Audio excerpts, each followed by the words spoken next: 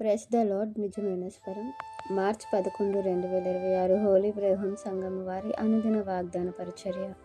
నీతో వాదించువారు మాయమై నశించిపోవదురు. యెషయా గ్రంథము 41వ అధ్యాయము 11వ వచనం. ప్రియమైన దేవుని వారలారా, ఈ మాటను దేవుడు ఇశ్రాయేలు జనాంగం కొరకు చెప్తున్నారు. ఇశ్రాయేలు జనాంగం మీదకి ఏ దేశము వారు వచ్చినా, ఎలాంటి వారు వచ్చినా, ఎంతటి సామర్థ్యం గలవారు వచ్చినా సరే, వారు మాత్రం ఇశ్రాయేలు జనాంగాన్ని ముట్టిన దేవుడు వారిని ఊరుకోరు, వారిని క్షమించరు, వారిని నశింపచేస్తారు అనేది ఇక్కడ మనం చూస్తున్నాము. నిజముగానే దేవుని యొక్క మాట సత్యమైనది, అది జరగక మానదు, అది ఆ మాటల్లో పొల్లిపోదు. ప్రేమ దేవుని వారలారా, దేవుడు చెప్పిన ఏ ప్రవచనమైనా నెరవేరక మానలేదు. ఆయన మాటలు నిరార్థకము కానేరవు.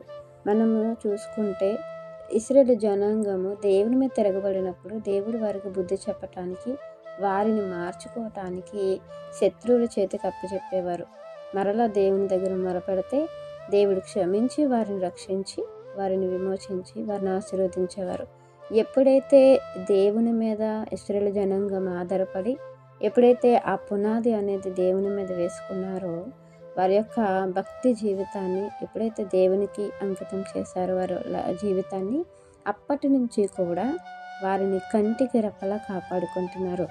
ఆ ఇశ్రాయేలు దేశం మీదకి ఏ దేశం దండెత్తి వచ్చినా ఇశ్రాయేలు జనాంగానికి ఏది కాదు.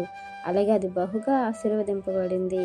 అది ఈనాటికి కూడా ఎంతకో అభివృద్ధి పొంది దేవునికి మహిమకరంగా ఉంది. దేవుడు వారిని ఆశీర్వాదకరంగా ఉంచారు. మేలైన జీవితాన్ని, మేలైన ఆలోచనని, ఇతరులకు ఉపయోగపడే యొక్క మంచి విషయాలని వారి ద్వారా దేవుడు చాలా అద్భుత కార్యాలు చేశారు. నేటికి కూడా ఇశ్రాయేలు జనాంగం మీదకి ఏ దేశం వచ్చినా ఆ దేశం నిలవదు. దేవుడు కొన్ని దేశాల కొరకు చెప్పినటువంటి ప్రవచనము ఇప్పుడు నెరవేరుతున్నట్లుగా మనం చూస్తున్నాము. దేవుని బిడ్డల మీదకి ఎవరైనా శత్రువు వస్తే దేవుడు ఆ శత్రువుని లేకుండా చేస్తారు. వారి తరఫున దేవుడు వ్యాజ్యమాడతారు, యుద్ధము చేస్తారు. ఆ యుద్ధములో తన బిడ్డలు గెలిపించి దేవుడు తన నామానికి మహిమ తెచ్చుకుంటారు.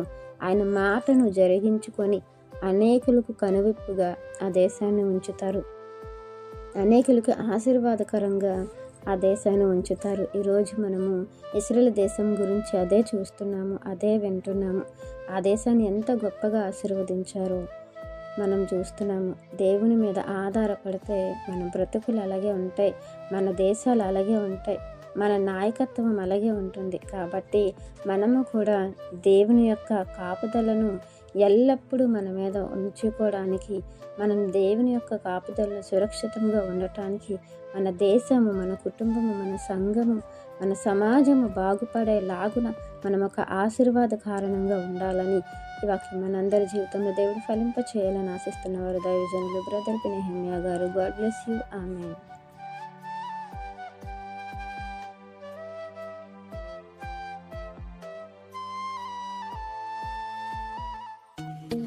Hi friends, Holi prayer home Gajuwaka సంగమ వారు మాట్లాడిన విలువైన దేవుని సందేశములను మీరు వినటానికి మా యొక్క యూట్యూబ్ ఛానల్ హోలీ ప్రేయర్ హోమ్ను సబ్స్క్రైబ్ చేసుకొని పక్కనున్న బెల్ ఐకాన్ క్లిక్ చేయగలరు.